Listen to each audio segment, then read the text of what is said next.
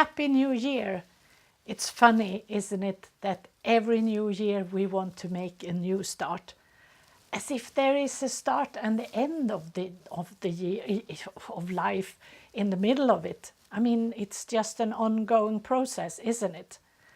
But we people, we do like what do you call it, milestones, and New Year is a good time to have a milestone. I agree on that. And I've been doing the same thing all over and over again for all years, until I discovered that it didn't really matter when I did my commitment for starting new, because today I don't do that much for New Year. I do it when it pops up, when it's important for my life for the moment. So I have many new starts over the year instead, and that makes it, to me, easier to understand, or to follow rather. And I want to talk a little bit what you can have for New Year's resolutions. What's the thing that you're supposed to wish new about, or do you know what you really want, or what is important in life? And I want to base this discussion on a study that I read about a couple of years ago, and I found it very interesting. It was in Sweden, people get older and older, and there are so many people that reach the age of 100 today, and it's even growing.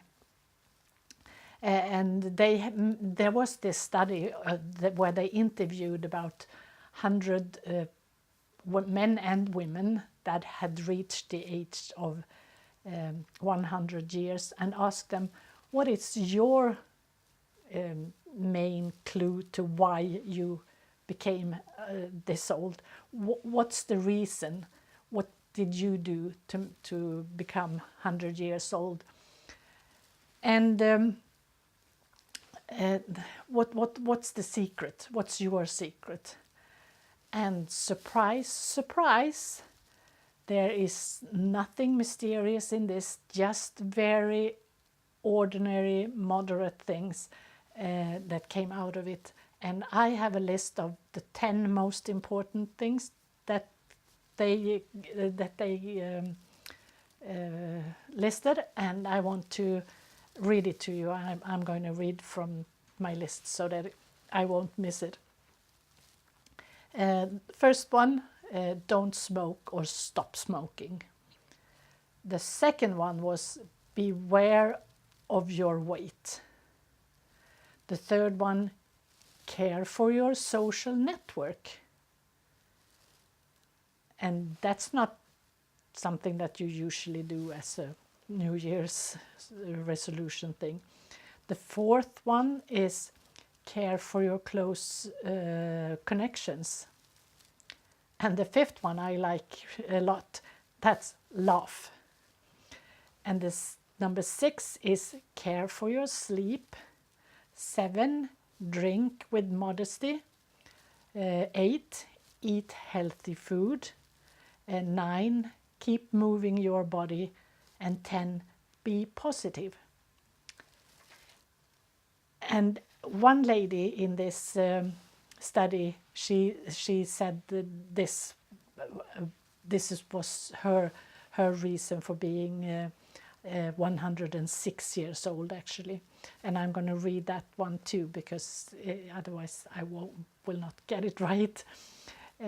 But she said, quote, "Well, I have always cared basically about my health. No extreme fanatic things. I have cared about my family and friends, even though many of them are dead now. But my memories are positive. I have been active and curious, and I haven't let hard times drag me down. When I have been ill, I have had my issues.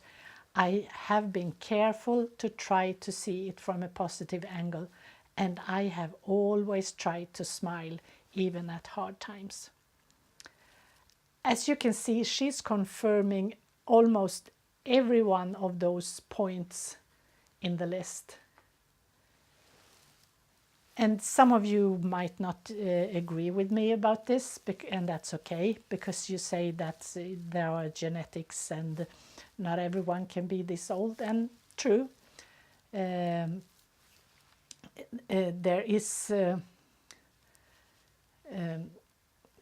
are people that are living the best, healthiest life, and they still die young.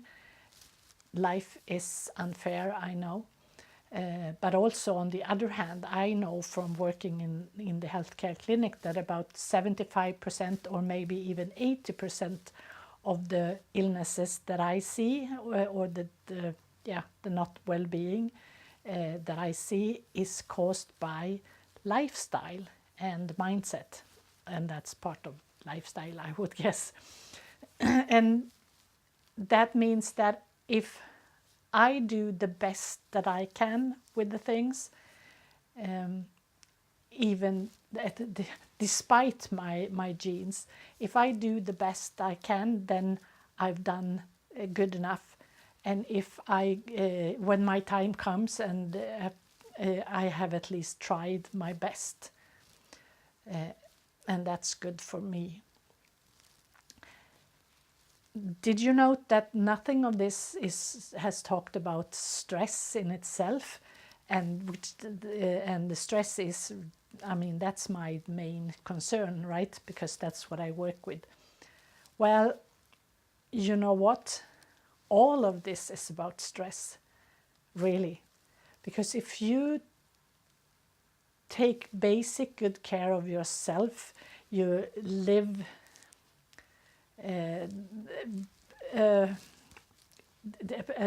You just live by your basic standard rules, take good care of yourself. That's the best de-stress tip you can ever find. And you can pick anything on the list to get a healthier or better life next year. And I just want to know, which one are you going to pick? What is a good life to you? I would love to see your comments in the field below. And if you want more free tips, then click the link below to get it. And if you have friends that you think would benefit from this kind of information, feel free to share this video or this blog with them. And finally, I just want to wish you a very merry, happy New Year in 2018. I love to connect with you all when we get into the new year too. So happy New Year. Bye from Dr. Annika.